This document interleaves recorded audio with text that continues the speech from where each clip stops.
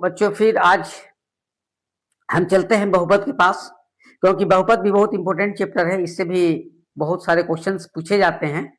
तो हम बहुपद लिया है चैप्टर नंबर 2.2 का, 2.1 नहीं लिया है, 2.2 लिया है, क्योंकि बहुत इंपॉर्टेंट है। इसमें कहता है कि निम्नलिखित द्विघात बहुपदों के शून्यक ज्ञात करें। तो याद रखिएगा कि रैखिक बहुपद अगर आएगा तो उसमें शून्यक एक होंगे, जिसपे पावर एक होगा उसका शून्यक भी एक होगा। ये भी आता है द्विघात में 2 शून्यक होता है, त्रिघात में 3 शून्यक होता है। तो यहाँ कहता है द्विघात बहुपद के शून्यक ज्ञात करें। तो शून्यक 2 ठो हैं, एक होता है शून्यकों का योगफल और दूसरा होता है शून्यकों का गुणनफल। तो सबसे पहले इसमें देखना क्या है, इसको बांट दीजिए। होता है ए, देखिए पहला नंबर ये चीज समझ लीजिए, A X square plus B X plus C बराबर 0। पहले ये चीज समझ लीजिए, यानी कि एक्स स्क्वायर के साथ जो होता है उसको ए कहेंगे, एक्स के साथ जो होता है उसको बी कहेंगे, और जो सिर्फ संख्या उसको सी कहेंगे। ये चीज हमेशा याद रखिएगा, पहला चीज। तो इसको हम पहले दे देते हैं कि ए बराबर क्या है 1 है, बी बराबर क्या है -2 है, और सी बराबर क्या है -8 है। पहले ये चीज निकाल लेना है, ए बराबर 1, बी बराबर -2 और सी बराबर -8। आप 0 भी लिख सकते हैं बराबर, ठीक है। अब कहता है कि 2 बहुपद हमको ज्ञात करना है। तो पहला होता है शून्यकों का योगफल, शून्यकों का योगफल बराबर alpha plus beta. Alpha plus beta बराबर होता है -b/a। अल्फा प्लस बीटा यानी कि शून्यकों का योगफल बराबर होता है अल्फा प्लस बीटा, इसका मतलब होगा -b/a। तो यहां पर देख लो कि माइनस तो आपको हम लेना है पहले, इसलिए कि लगा हुआ है, और b बराबर क्या है, b बराबर भी -2 है, यहां -2 लिख देंगे, और बटा a क्या है, तो a की जगह पे 1 है, यहाँ 1 लिख देंगे। तो ये हो गया माइनस माइनस प्लस, यानी कि 2 आंसर हो जाएगा। योगफल कितना आ जाएगा, 2 आ जाएगा। दूसरा कहता है कि आप एक और शून्यक ज्ञात करें। तो शून्यकों का होता है शून्यकों का गुणनफल, शून्यकों का गुणनफल, इसका होता है alpha into beta. Alpha into beta का मतलब होता है c/a। यहां देख रहे हैं ना, c/a, यहां पर लिख दीजिए c/a। तो c का वैल्यू कितना है, -8 है, a का वैल्यू कितना 1 है, तो इसका हो जाएगा -8 आंसर। समझ में आ गया आपको। सबसे पहले देखना है कि ये बहुपद है ax² bx + c। इस सेटअप में ये रहेगा मैथ। जो एक्स स्क्वायर के साथ होता है उसको a कहते हैं, जो x के साथ होता है उसको b कहते हैं, और c कोई संख्या रहेगा बराबर 0। यहां है x² -2x -8 बराबर 0, यानी कि a b और c। तो a वाले में लिखेंगे, बताया भी कि x² जिसके साथ रहेगा वो a कहलाएगा। तो इसके साथ कुछ नहीं, तो 1 तो जरूर है, 1 का गुणनफल है, तो a बराबर 1 हो गया। यहाँ x के साथ देख रहे हैं कि 2 है, तो 2 के पहले कौन सा साइन है, तो माइनस है, तो b बराबर -2 हो गया।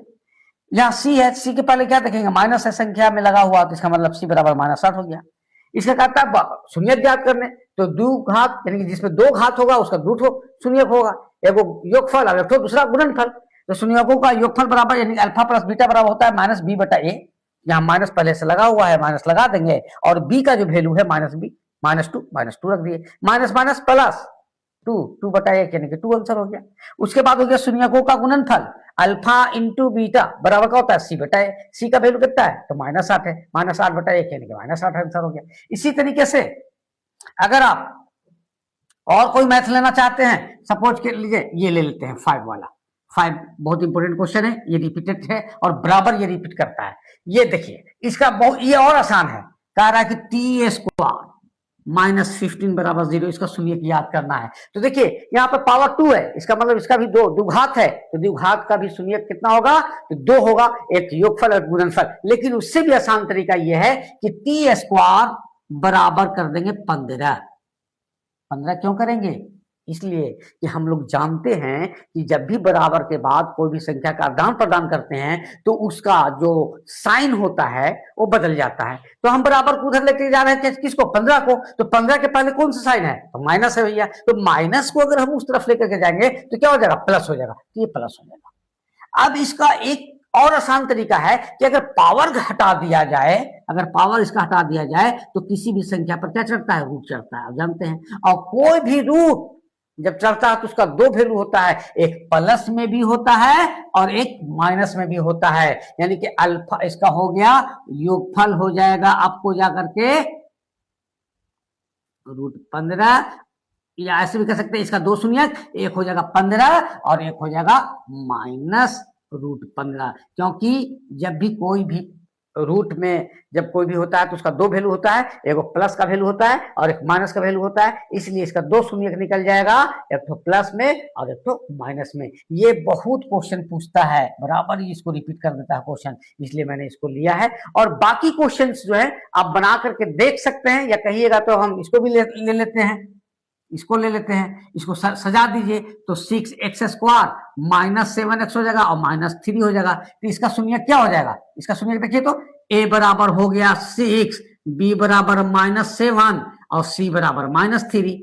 ये ना हो जाएगा, x के साथ x² के साथ जो होगा वो a होगा, x के साथ जो होगा वो खाली b हो गया और c कोई संख्या होगा। तो a बराबर हो गया 6, b बराबर -7 और c बराबर -3। अब इसको ले लेंगे क्या, दो शून्यक, देखो अल्फा प्लस बीटा तो -b/a, माइनस क्या है तो -7 है, और पहले से माइनस लगा देंगे, बटा a बराबर क्या है 6, तो 7/6 हो जाएगा आंसर।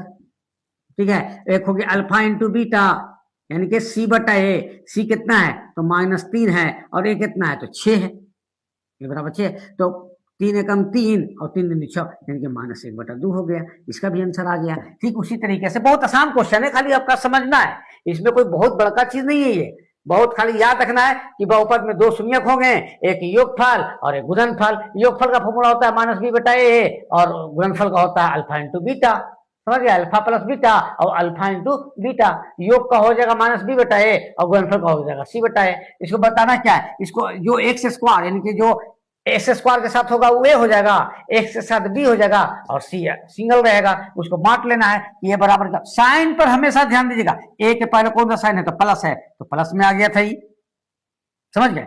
यहाँ इसके पहले क्या है माइनस, तो b माइनस में चला गया था, इसके पहले क्या है माइनस, तो c माइनस में चला गया, और इसका फॉर्मूला रख करके खाली बैठा देना है, उसका आंसर आ जाएगा। तो ये भी आपको 2 नंबर में ये सवाल पूछेगा, घबराना नहीं है, पेशेंस रखना है, घबरा के एग्जामिनेशन नहीं देना है, एग्जामिनेशन को सोच समझ के देना है पेपर को, और आपको फॉर्मूला याद रखना है। ऐसे एक तो और आता है, जैसे अभी आपको कहे ना कि शून्यक याद करें, तो एक क्वेश्चन आएगा ना कि शून्यक दिया रहेगा और कहेगा बहुपद याद करें, उस मैथ को भी हम तुरंत इसी में हम ऐड कर देते हैं, आपको कहीं जाने की जरूरत नहीं।